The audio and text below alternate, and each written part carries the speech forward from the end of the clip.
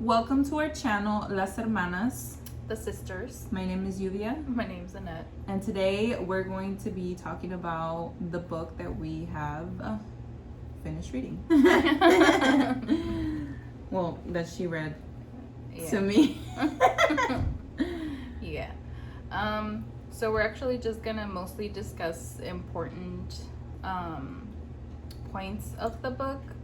Of course, I still recommend for you guys to read the whole book because there's a lot more information in there, but I only picked the ones that stood out to me the most. So get your snacks, get your drinks. We hope this is not gonna be a long one, but Yeah. can't promise how. Try to keep it short. By the way, guys, this is not alcohol. This is just mineral sparkling water. So it smells really good. It's like raspberry and lemon. It's okay. It's organic from Italy. And it says product of Italy. Yeah. Italy. Yeah. Actually found it at Whole Foods. Mhm. It was really good. I mean, It's really refreshing, yeah. I'm gonna buy some more. Probably like a whole case next time. But anyways, back to the topic at hand. So the book that we're gonna discuss today is called The Four Agreements, a Toltec wisdom book I mean, we can see it because of the ring light, but by Don Miguel Ruiz. Ruiz. Yes. I mean, I know a few people that have actually read this book. It's a very popular book. It's a very short read too. So I actually have my daughter reading this right now because it's very informational. So I do recommend you guys to read this, especially when you're starting your spiritual journey. This helps you put a lot of things into perspective. Yes.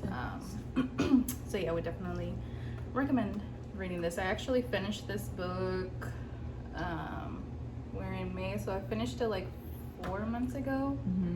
But I just hadn't had the time to actually write down the important stuff and talk about it on the channel. So yeah, so without further ado, let's get started. Also, I'm eating dried mangoes with chile, limon, and chamoy. Yeah, she always likes to snack. It's her thing. So in the introduction, Miguel Ruiz actually talks about that the Toltecs were known throughout southern Mexico about 1,000 years ago. They were known as the men and women of knowledge. It consisted of scientists and artists who got together and formed a society to explore and conserve the spiritual knowledge and practices of the ancient peoples. So he does say that sometimes, things like this, there isn't really like records of stuff, so it's mostly like word of mouth in the beginning, until eventually, things started being written down. But that's how most of these stuff got passed down to. Spiritual practices, rituals, everyday practices and things like that. So to me, aside from the 4 agreements that he talks about in the book, in my perspective, the most important one that stood out to me is in the beginning, where he talks about the domestication and the dream of the planet. So the first thing that he discusses is that everything that you see and you hear is nothing but a dream, and you're basically awake but dreaming. Right. Which again, we always see reality as a certain, this is what it is and that's it, that there's nothing else to it. But he actually puts it in a different perspective, which is interesting that he compares it to a dream. And just to bring this up, there's that one movie with Leonardo DiCaprio. What's that movie called where he like goes into his I think dreams? it's Inception. Inception, there you go. So it's kind of like cool that we have these movies that can kind of give us a picture of like what spiritual people talk about. Yeah. You know? It's very interesting because if you actually, once you start to open your awareness a little bit more, you realize that there's a lot of things out there in books, movies, TV shows, anime, even music, art, poems. You start to connect the that dots. give you bits and pieces of the information that you just never were aware of.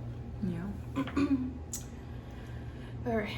So he also mentions that we are born with the capacity to learn how to dream, and that the humans that come before us are the ones that teach us how to dream the way that society wants us to dream. Excuse me. Excuse me. So the adults around us are the ones that hook our attention and put information in our minds through repetition. All the rules and concepts about how to behave in this world. For example, your parents or aunts and uncles or whoever is the adult figures in around you as a child, they that's where you learn what's wrong and what's right, what is considered ugly or beautiful, what is real or not real, what is good or bad, and what is acceptable or not acceptable. So a lot of the times we're not aware that a lot of the things that we believe are beliefs that were instilled in us by other people. So a lot of, sometimes they're not our actual beliefs, and we don't really know that because that's all we've ever been taught. Exactly. Which was pretty interesting to me because it kind of also lets you know, referencing, people saying that children are not born with that feeling or the ability to hate. Hate is something that they're taught. Racism is something that you're taught. It's not something that you are born with. Which, we'll talk more about those topics later on, but they're sensitive topics, so we feel like when it comes to racism or what is that, bigotry and hating people that are gay, all that stuff, like we want to make sure that we have all the information before we start talking about it. But yeah, so those are some examples. As children, like I said, we don't choose our beliefs. Basically, an adult comes and is like, kind of like when you're taught the colors. Someone comes and tells you, this right here that you see is green. So you're like, oh, you agree with that information. You wouldn't know otherwise. If an adult comes and tells you it's yellow and no one else has ever told you it's green, you're gonna believe it's yellow. Yeah. So that color is gonna be yellow to you. So that's another example of how, as children, we are taught these ideas that because we're naive, we don't know whether or not they are true. Right. So it's so important to teach the truth from a very young age. So let's see. And then when someone tells you, a certain thing, you agree with that statement. So then you believe it. Don Miguel Ruiz refers to that process as the domestication of humans, which is very interesting to me for him to call it that way, because when we think about domestication, for me, the first thing that comes to mind when I hear that word is back in the day when they domesticated animals. You obviously, if you guys ever have read of the evolution of how dogs and cats, pets came to be, they originate from wild animals. They weren't always, the cute little lab dog that you have at home or whatever kind of dog you have or cat. They weren't always that way. So to me, when I hear the word domestication, that is the first thing that I think about, is how they domesticated a wild animal into a pet that you can have at home. That is for it to learn certain behaviors, and that's how he refers that process as, like, society basically domesticating us so that we learn how to live and how to dream the outside dream, which is the dream of society. So it's not our dream, it's the dream that society wants you to dream. And the moment that you wake up and realize that you can dream your own dream, and you're very powerful. So as children, we do become domesticated the same way that a dog or a cat becomes domesticated. Oh my god, this is making me burp a lot. So if you put, for example, in order for you or any person, in order for us to teach a dog how to do a trick or how to go potty outside or not to do a certain behavior, unwanted behavior, what you do is you train them with a punishment or reward type of deal. So when they do bad, they get punished. When they do good, they get a reward. So that's the same concept that's been applied to children. When the child does what the parent wants him or her to do, they get rewarded for it. But when they don't, they get punished. Let's see. So obviously the reward in most of the times is the attention of their parents. And obviously as kids, you want that attention from your parents, so the reward feels good for you. So in doing so, you also become conditioned to kind of always want to please your parent because you don't want to be punished. Right.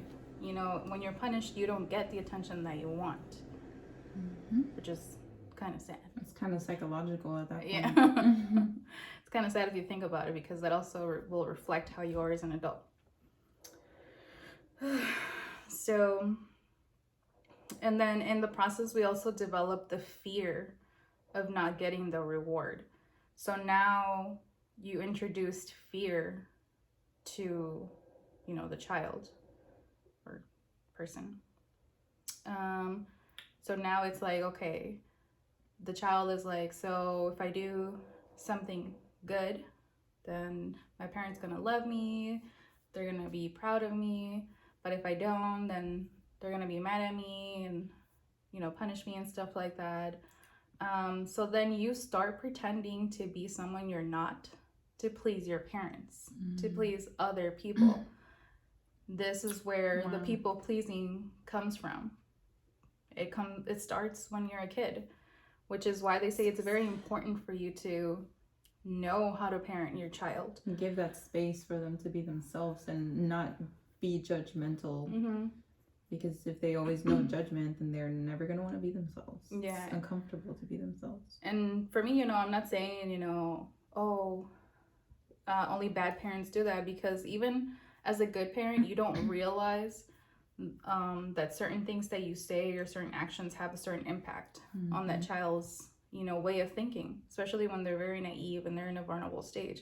So you don't even know that something as simple as, you did something bad, so you're in timeout, I'm gonna ignore you right now, is going to have, a consequence for them in the long run. Which is very important for us to be very mindful about the things that we say, but we'll get into that a little bit later in the book. Let's see. So it was on point 7.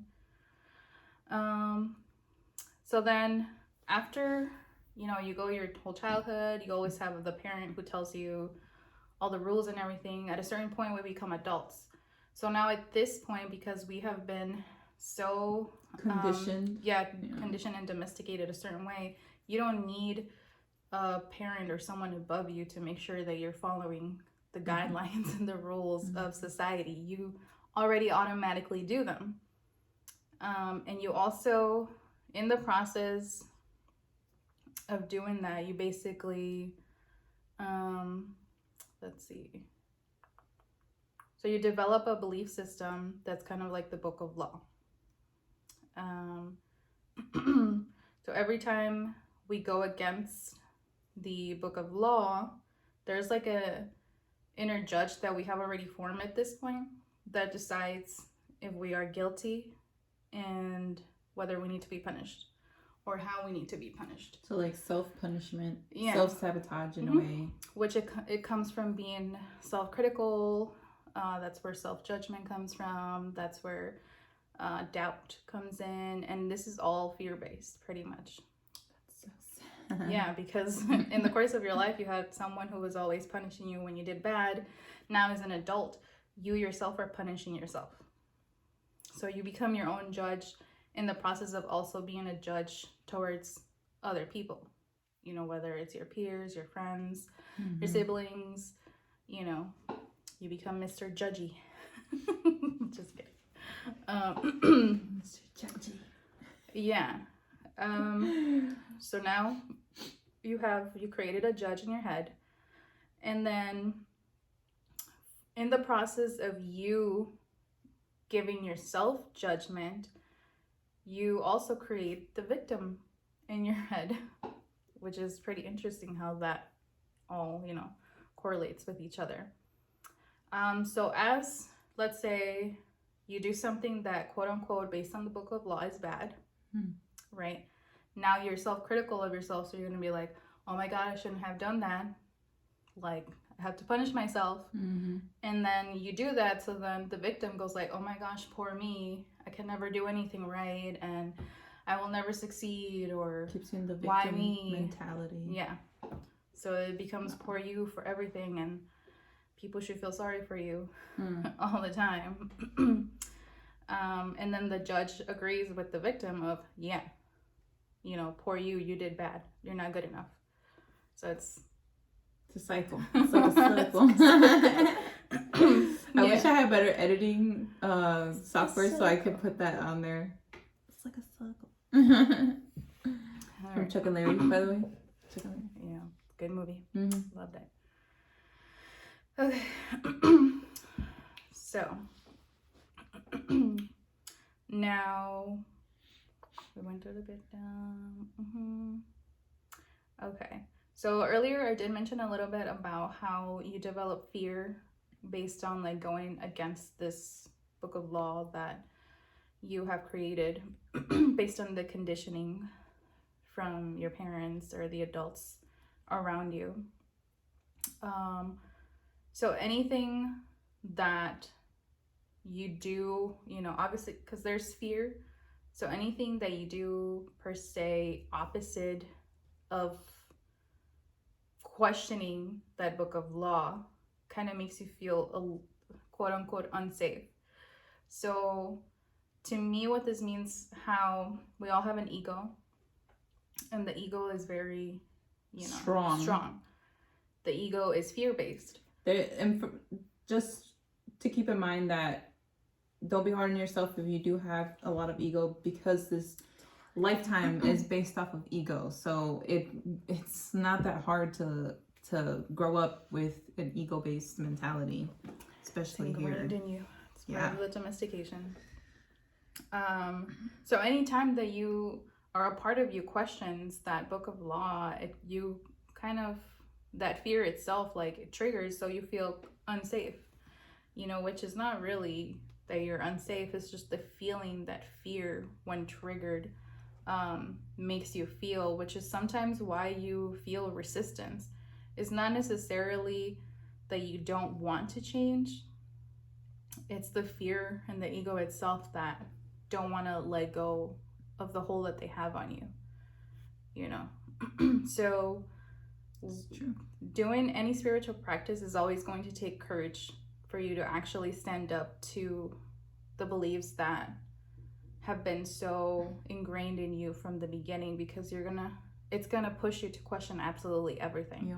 Every single thing that you've ever been taught, every single thing that you've ever been told. You're gonna literally tear yourself apart. Yeah. Right. And obviously in the process, it's natural for any human being to feel scared to find out that something that your parents have told you for years is not true or right. Yeah. You know, it's not correct. So it's understandable for anybody to kind of be like, resist. Yeah, like, no. It's the same with like how this country, by the way, we live in the US. It's kind of the same when it comes to people that are like, oh no, this country, you know, has always been good, like, and then they're actually told like facts, and they don't they don't want to accept that. So that's also kind of similar to, or it is similar to this. You know, there's a lot of controversial stuff happening right now, this time right now, which is why it's also important for you guys to kind of be more aware and kind of wake up a little bit more. And I think that's also something that's been pushing us lately to talk more about the things that we've read or things that we see, you know, our own beliefs or our own spiritual process, because that might help other people and trigger other people. I mean, at the end of the day, we're all here to help other people kind of wake up, you know, and even if it's just the smallest thing that will lead anybody from one video to another and another, and then you can piece the information together. Yep. So let's see. And then in us as humans, we're actually the only ones that on this planet right now that have this system in place where we remember things.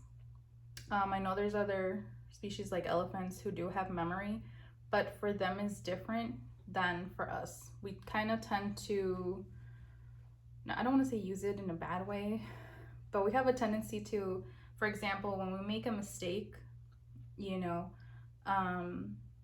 you're kind of like, okay, I made a mistake, you punish yourself for it, and then you're meant to move forward. But in the contrary, we tend to remember when we made that mistake and then punish ourselves all over again every single time. Or other people. We remember. Like partners or parents, friends, siblings, whatever. Yeah. You get that idea. And then, you know, one question that he puts in the book is, how many times do we pay for one mistake? For other animal, for basically every other animal out here, any other species on the planet, it's only that one time. Yeah, you know, because and they only remember. Yeah, like their memory span is so short. And it's not necessarily also in the sense of, oh, you know, you make the mistake that one time, and you know, if you do it again, you don't punish yourself again. I mean, we shouldn't even be punishing ourselves. We should be a little bit more forgiving. Forgiving towards ourselves. Yeah. But we tend to always be so harsh on ourselves, and it's true when people say that their worst critic is themselves, because we tend to be more critical of ourselves than other people. We tend to forgive other people first before we forgive ourselves, which is very strange to me now. You know, but I think people also, because they don't know that they're living in that type of mentality, like they just automatically do it, so they don't, you know, and that's why it's so important to go within yourself so that you can tear these type of structures and tear them down in your way of thinking, so that you can free willingly think for yourself and you won't have these things like holding you back. So that's very important. That's a very important part of this life. So then he goes into discussing about how in the dream of the planet that, you know, has been placed, I don't want to say for us, but on us, because it's not really something that we chose. It is normal for humans to suffer. That's the perspective that the dream of the planet, or the outside dream, that's another way that he likes to reference to it, that has, you know, made it normal for humans to suffer. And in reality, we're not meant to suffer. You know, we didn't come here to just suffer. We choose to. Yeah, suffering is a choice, by the way. But yeah, so the dream of the planet makes it normal for us to suffer, to live in fear. And fear is what mostly rules the outside dream. If you really think about anything that, you know, pretty much, if you really think about the rules of the outside dream, of this dream of society, they're all very self-limiting. They're fear-based, and they want everything to be the same, like everything the same, and they limit your freedom. you know, it makes you feel like you are not your own person. You're not free to express yourself. So anytime that anything is making you feel that way, it's because it's not the truth. It's kind of like the concept of hustling. I watched a video recently on TikTok about how, like, people are pushed to hustle and make money and constantly, like, be on that hustle mentality, which that is fine. But at the same time, because you're into that hustle mentality, like, it keeps you from actually taking a mental break. So then you end up more mentally strained, and because you're trying to catch up with everybody else, and that way of thinking of hustle, you know, and it's like, you have to, the body has to take a break, and you need that break in order for you to continue on your week or whatever. So just remember to always give yourself that break. And just because you give yourself a break doesn't mean that you're not hustling. Everybody hustles differently. Everybody has their time differently. So don't self-judge yourself just because you're not at the level of hustle of somebody else, because you don't even know what their schedule looks like. So, you know. That's crazy, because I actually heard someone on TikTok say that today. Yeah. And the person was like, you know, you need to be kinder to yourself, and you need to stop going based on other people's energy or timelines, because, you know, sometimes you have a day that you want to be lazy. It's okay. It's okay to recharge your batteries, because sometimes when you give yourself that day, the next day, you are refreshed and more ideas come to your mind. You're more creative, you're more focused and productive, versus if you're constantly, like she said, you know, it's very tiring, and eventually you'll burn out. You have to, like, if you don't give yourself that freedom, nobody else is going to give. Clearly society is not going to give you that freedom. So you have to at least make a space in your home where you are able to just relax. Nobody will tell you anything, no judgment, no nothing. You want to eat a freaking tub of ice cream by yourself, go ahead, that's gonna be your choice, you know, but just remember, like, happy place for you. And you always have to be kind to yourself.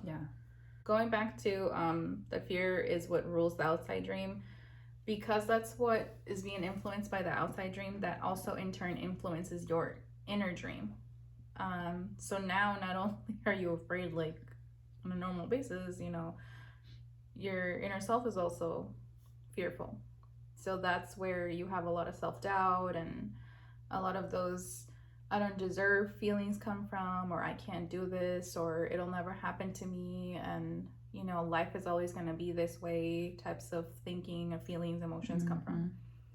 Which I don't know if some of you, I'm pretty sure, well, I don't want to, like, assume, because it's one of the it's one of the agreements in here. But once you start going into learning about spirituality, you do learn that everything is pretty much vibration and energy. So this, anything that you put out there into the universe is exactly what you're going to get in return. So if you're always negative, if you always have a negative aspect, that's all you're ever going to receive. So if you're always mean to people, the universe is going to return that right to you. It's all about perception. Yes. I admire people that literally have been through so much, and, you know, they're a little older and they still continue to have a smile on their face and treat people, you know, the way that they should be treated. Respect. Yeah. There's so much to admire from those people. Important. All right. And then the last point in his introduction statement, he does say that we have many agreements that make us suffer. And we need to have the courage to break any of the agreements that are fear-based and take away our personal power. So, you know, hence a lot of the stuff that's going on right now in society. Again, we are meant to be free, and anything that takes away our freedom, it's not. It doesn't come from a place of love. Yeah, clearly, because the people that are, you know, bringing this up. I'm sure for the ones that know that what we're trying to talk about, you know, we live in the U.S., so there is something going on right now. Yeah. It's really big. There's a lot of things. Yeah. So, which, you know, we haven't gotten into those topics because we do want to make sure that we do all of the research before we do that, and they're very controversial topics. So, and then sometimes, you know, you have to make sure that where you're quoting and sources and stuff are true. Not only that, but we also want to prepare our energies for the backlash that we might get and stuff like that. So because it's not always sunshine and rainbows. I was trying to think of what the saying was. Like. Rainbows. All right. So now we're going to get into the 4 agreements in this little lovely tiny book. So the first one is to be impeccable with your word. So for this one, I wrote down 6 important key points. This one is, well, you know, Don Miguel Ruiz points out that this is the most important out of the 4 agreements. So it is the most important because your word is the power you have to create. You know, your word can create the most beautiful dream around you or destroy the world around you. I do want to say that he does reference the Bible in regards to the word, because there is a quote in the Bible that references to how the word is powerful. But let's remember that every religion has truth to it. Every religion is connected. Everyone is one. Yeah. Okay. Every religion's. I just only mentioned it because he does make a reference to it on there. I didn't add it on here because I didn't want to discuss it too much. But yeah, so for example, how we're gonna go a little esoteric here and talk about when people say bad things about you. The people that know about vibration, the law of attraction and all that, know that when someone is saying negative things about you, whether they are aware of it or not, it's like them casting a spell on you. And he does reference spell casting with words in this section. Yeah, so because what they're saying has such a negative feeling and emotion attached to it, they're sending it your way.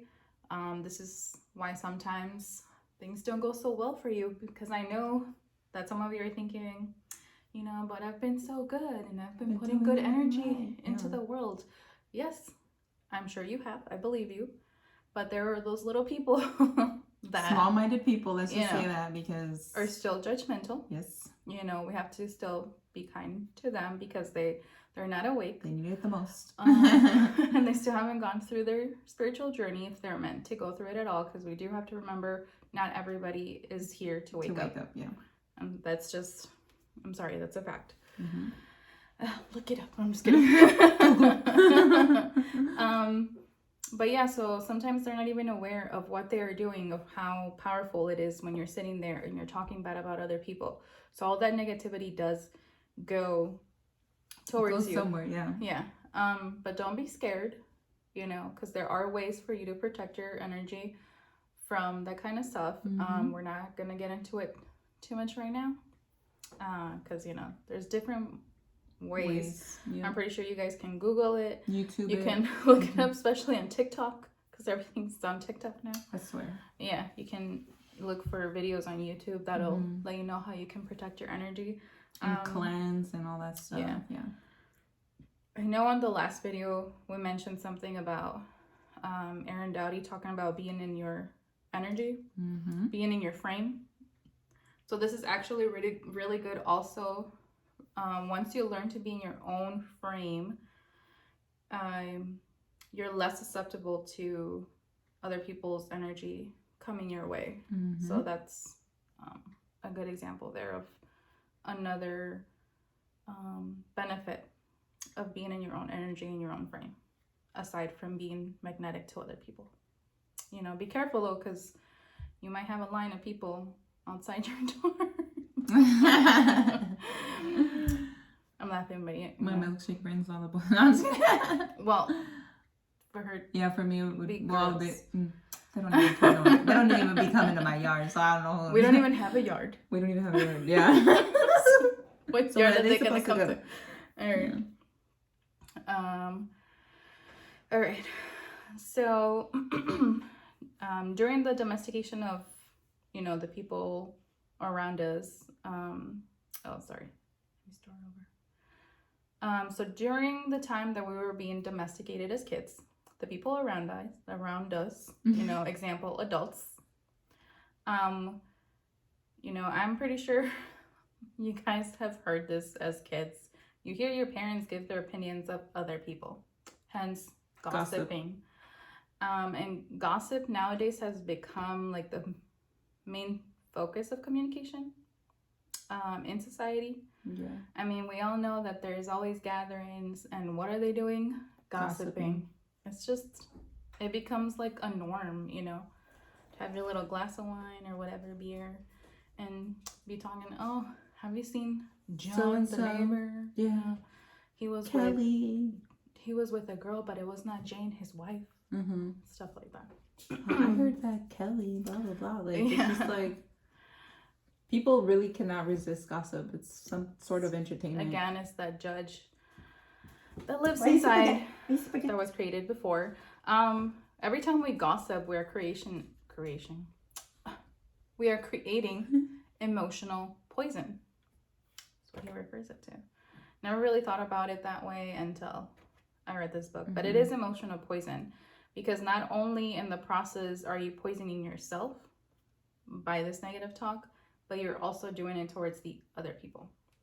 So don't think that when you're sitting there gossiping about Jane and John and Juan and Maria or whatever, that it doesn't do anything to you. It does. It really does. It has an impact on your soul. You know, might not seem like it at first, but it'll come back.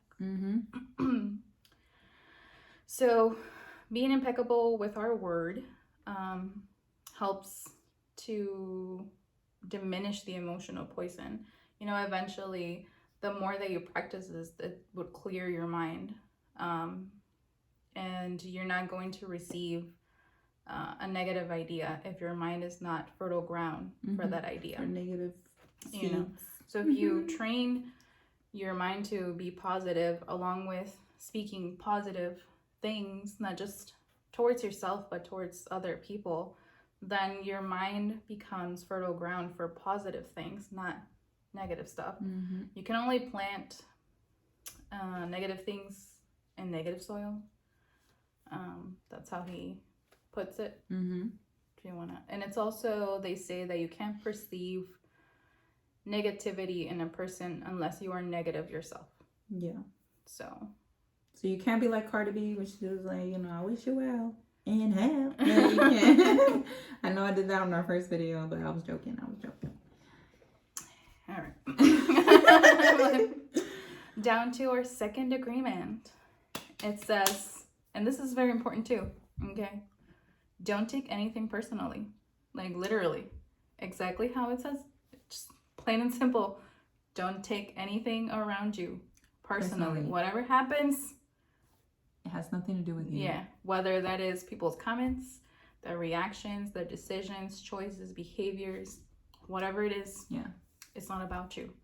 It's all right. About them. Even if they're directing if they're looking at you, it's not about you. Yeah. You know, stop.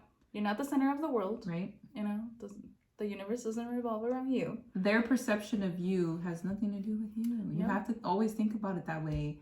Everybody's going to have a certain type of person that they make up with your face on it. But it doesn't mean that that's exactly who you are. That's not you. No. That's them making it up in their head. Yeah. And then again, this goes back to the first agreement that, you know, you can only perceive certain things in people that you perceive in yourself. So if you're a good, you know, if you're a positive person, if you're always looking at the good in people, then that's what you're always going to perceive in other people. But if you're always trying to, you know, if you always see yourself in a negative light, you're also going to see others in a negative light. Like, for example, in social media, when there's women that like to attack other women because they got work done, because of the woman that's attacking, she probably has something within herself, self-conscious, you know, about her body. So then because she's uncomfortable with her body, she goes and tries to make someone that is fully comfortable, and she did whatever she had to do to get there, and try to make her uncomfortable with her body because that is her own issue. So it is a little hard when you're on social media and people constantly attack you, but remember, it has nothing to do with you and more about them. It's something that, you know, it's within themselves. It's something, usually when people don't like something about you, it's mostly because it's something that they also see in themselves. Or that they want. True. That's another one. Envy. It's not a good thing for you. Yeah, so the second one is pretty self-explanatory. The third agreement is don't make assumptions. Like, seriously. If you did not ask personally, if they didn't give you an answer, do not assume. Because majority of the time, a good portion of the time, you assume the wrong thing. Yeah. Unless you're like magically psychic and you can read people's thoughts. I mean, I can perceive, like, I can really, when I meet people, just the way that they are, like the way that they talk or walk, I can kind of tell what kind of person they are. But I still like to give people the benefit of the doubt, and I let them show me what kind of person they are. She's psychic. Yeah. She can tell when it's about to rain. I can tell when it's already raining. Oh my gosh. We told you guys before, we grew up with watching movies. Yeah, you know, a lot of movies and stuff. So the reason why it's not good for us to make assumption is that the problem with making assumptions is we believe they are true. And, you know, is it true? And it's dangerous because then if another person's listening to your assumption, they can also believe it's true. And then that's how a rumors gets started. And gossip, which you're not supposed to do because you're supposed to be impeccable with your word, you know, and be kind to yourself and others. And you know, we create a lot of emotional poison just by making assumptions, taking it personally, because we started gossiping about our assumptions. So, good thing that you pointed it out because he does mention that on there. Now to the final agreement, which is the fourth agreement, and this one is always do your best. You know, no matter what it is that you're doing, just keep in mind to just do your best. And remember that doing your best is never going to be the same from one moment to the next, regardless of the quality of the work. Just keep doing your best, because maybe today, you know, you did the best that you could and you only got a quarter of the work done. Tomorrow, you know, you do your best again, and now you do half the work or a little bit more, like 3/4, you know. So it's always good to practice to always do your best in anything that you are doing. Literally me at my job. I always tell my supervisor, I will come to work and do my best every day, and the best that I give you is the best that you're gonna get. Because sometimes we might not be there 100%, like health wise. You know, you might have a cold that day, or you have a migraine. You know, obviously you're not gonna do the same work when you're perfectly healthy versus when you're having a migraine. It's harder to concentrate. You know, so you always have to be kind to yourself in that aspect too, of I did the best that I could today. Tomorrow is a different day. You know, and leave it there and not carry it on to the following day. By doing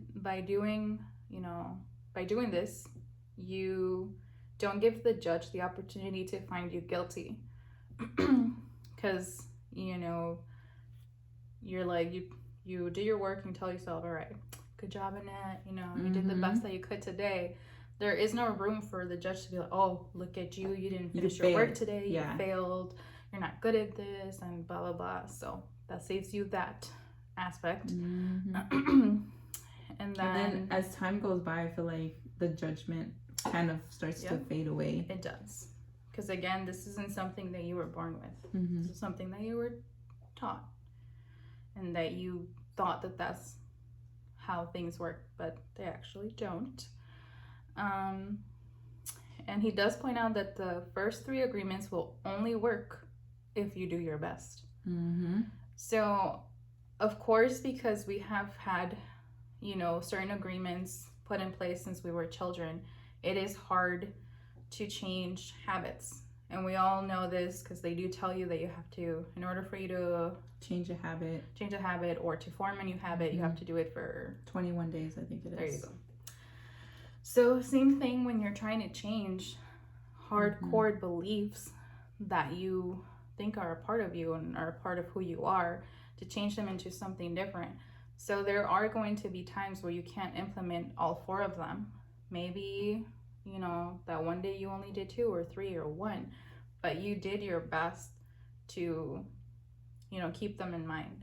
And eventually over time, it's something that you're just going to do automatically. Yeah. You know, now you have new agreements. Mm-hmm. So this brings us to his breaking point. his closing statements. Usually people call them closing arguments in an essay. Conclusion. Yeah, that's another word. So, and the last one is called breaking old agreements. So how I mentioned right now, a couple seconds ago, once you start doing them on a daily basis, it changes your inner dream, and in turn, it changes the outer dream. Yep. So now you have a new perspective within yourself, and you implement it outwards as well. You develop more awareness, and only with awareness can you change the dream. Mm-hmm. You can create literally your heaven on earth. Mm-hmm. That's what I've been working on, and let me tell you, it's hard at first because, like she said, everybody's so used to gossiping and talking crap about other people and all that stuff, especially in a work area. Everybody's like, oh, like, this person sucks at working or doing their job, or this person's weird, or blah blah blah. And it's really hard to not get caught up on those type of conversations, you know. But at the same time, you have to remember that everybody's different. Everybody comes from different backgrounds. And I think that that's what has helped me is coming to conclusion with whatever I say first. I tell people, but you know what? I have to also be kind to them because they come from different backgrounds, or they might not know this, or they're not aware. How are they going to know how I feel if I don't explain to them or whatever? They can't read my mind. So keeping those things in mind also helps you to kind of like put your foot on the door and start these type of habits and continue to do them, you know.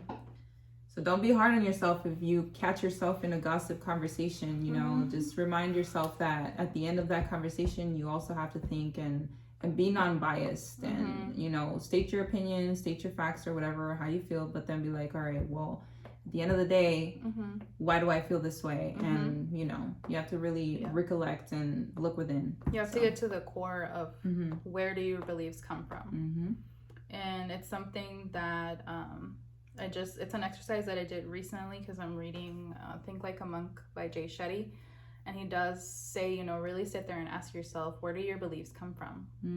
You know, which I thought it was ironic how pretty much what this book also talks about is our beliefs don't always necessarily come from us. And as we get older and we become more aware, you know, we do realize that we have that freedom to change whatever it was we do, you know, ingrained in us as kids, and then teach something different to our kids. Yep. For those of you that, you know, if you guys ever decide to have kids, can't assume that everyone's gonna have kids because not everybody wants kids, and that's fine. It's totally fine. Yep. You know, there's plenty of kids already in the world. So yeah, you know, I really like this book. It's, you know, it's not a lot, not a big book. We picked it up at 5 on the Low. They have a lot of like spiritual books there, which I was very surprised. They also have a lot of Christian books if you guys are Christian. Nutrition books. Yeah, like self empowering books, and then they have like little like books where you could write on and like kind of, you know, do your journaling and stuff. Yep. I actually got this as a gift for Christmas. So, you know, for all of you that sometimes don't know what to give people, you can never go wrong with the book. Or candles, or plants. Or this. Literally. Or a computer, a laptop. Just kidding. She says that because I broke her laptop, you guys. I spilled wine on the last laptop. Yeah, she did. That's why my cup is all the way over here, because I am clumsy when it comes to certain things. She is, when it comes to technology. Yeah. It just doesn't go well with her. Yes, for some reason. I just don't connect very well with technology, which is fine, you know, because then it makes me want to be less on it. But yeah, so this is all that I pretty much wrote from the book. Again, there's a lot more information in here, but I didn't want to just give it all away. Give you guys everything because I really recommend for you guys to read this. And really ask yourself, you know, those questions. Start asking questions. Start questioning everything. Right. Why You are we meant here? to ask. Why are humans here? Yeah. Why are we here? Where do we come from? You know, are we the only beings in a whole universe? Oh hell no. But yes, Not on so the couch. you know, go ahead and ask those questions and open up your minds and stuff like that. Start releasing yourself from the chains of Become aware. yeah, like you're literally, your mind right now is chained to all of to the only thing that you know, which is you know, like she mentioned, You're just is that what? I literally had the word on my I tongue. don't know. But you're taught to dream, you know, society's dream, not yours. You know, you're chained to their beliefs and their system. You're a slave to whatever it is that they want you to be. And they don't want you to know that you can be whatever it is that you want to be. Exactly. You know, there is no limit. I know we've said it in our videos before that you have the power to do whatever you want, you know. You can be whatever you want. Yep. So it's up to you. Fear. Don't be afraid of anything. The worst that can happen is you get a no, you know, or rejection. But yeah, you guys, so that's all we have for today. Hopefully we will continue, you know, our spiritual episodes. I think we are going to start talking a little bit more about like spiritual topics because we are both currently, you know, constantly reading things or watching stuff. That's our main focus right now. Like I said, for me, I'm reading Think Like a Monk by Jay Shetty, so I can't wait to be done with that so I can share some points with you guys of that book. And then eventually, after I'm done reading that, I do want to get into the works of Dolores Cannon, which I'm really excited about because then we are going to go into a little bit more of the esoteric, as they call it, stuff, which, you know, it talks about hypnotherapy and past lives and past regression, other dimensions, galaxies, aliens. Yes, guys, if you guys did not know, aliens are real. The government has confirmed that they are real. There's Don't be afraid. CIA documents that proves they are real. They do exist. I do recommend for you guys to watch Gaia. There's a lot of stuff in there, especially Cosmic Disclosure. If you guys haven't watched anything on there, I do recommend it a lot because it's people that worked for the government in the past. So they do talk about some of the stuff that they've seen or some of the work that they did, which I can't wait to share with you guys. So if you guys have any questions in regards to the stuff that we talk about, or if there's specific things that you guys want to know where we got our information from, just ask and we'll let you guys know. Don't be afraid to ask, you know, like we'll answer to the best of our knowledge, and or if we don't have the answer, if we don't know, we'll find we'll redirect you. Find you a link or something. So yeah, that's all the time we have for today. I'm just kidding. That's all the time we have for today. Oh, also he has another book, by the way. I just don't remember what it's called, but he does. He has another book. So yeah, go ahead and check it out. The Four Agreements. For those of you that like tarot, there's a tarot deck that has his art. Yeah, his art incorporated in there. It's really cool. Which I do want to get eventually. But I haven't really had time to do any tarot readings lately. She's been owing me one. Well, since it's kind of hard because I sleep all day. She works the night shift, and then on her days off she's sleeping the whole day, so because she's trying to catch up on sleep. So it's hard. Sometimes I will be able to like stay up or whatever, but and then we do like our I don't want to call them chores, but our errands. We run them on, you know, we do them on those days that she doesn't work, so it kind of, you know. And then I have to go to sleep early because she has to take my niece to school, and she has her things that she does in the morning. We like doing things in the morning for some reason. Like I started going to the gym right after work, and then, you know, come home, eat my breakfast, meditate, all types of stuff, and then go to sleep. Because during, like, if we let time pass, we just won't do it anymore. Like, well, that also helps with like implementing a schedule, you know, and starting off your day on the right foot, not the left. I'm just kidding. There's nothing wrong with the left foot. But yeah, so lately I've been very, I don't want to say strict, but I've been a little bit more trying to be more consistent with waking up, you know, around 6 and then doing my meditation before I take the kid to school and then come back and work out. Because I'll drink my pre-workout on my way there so that it kicks in by the time I come back. You know, and then do all the other chores, like take the dog out and then do breakfast, and literally it's a whole ordeal. But all right, you guys, well, we hope that you guys have an amazing week, and I know that we've had some really bad news lately, but don't worry, we are sending lots of love and light, and we'll continue to, you know, pray, and, you know, we have to continue to have our faith, meditate, manifest, you know, manifesting. Always remember that we have everything's about focus, and if you put your focus too much on a negative thing, then it will happen. So you guys gotta stay positive. We gotta stay positive, y'all. Because it goes into the law of manifesting. You know, when you put all of your attention into one thing, and everyone in the planet is thinking about the same thing, and you're giving it emotion, and then it happens. You know, so you have to stay. It sucks and it's sad to hear some of the stuff that, you know, they're trying to implement. But then at the same time, I try and not worry too much, because we have to remember that the universe always has your back. Yep. You know, and this transition and this change that we're going to, it was already predestined. There is some stuff, like I said, that I've been reading and watching and things like that, where they talk about that no matter what it is that they try to change, the outcome is always the same. And then the outcome is that we all wake up and become more aware. If anything, this is going to make us more aware and more wanting to fight, more wanting to open our eyes. And, you know, so with any negative situation, just know that there's always positive that comes out of it.